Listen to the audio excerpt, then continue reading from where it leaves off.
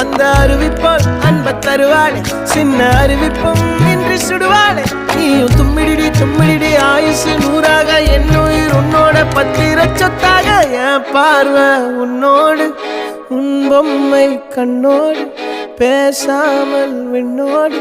நாம் மிதந்து போவோம் காதாரா அடியானாலும் நான் தாங்க மாறோடு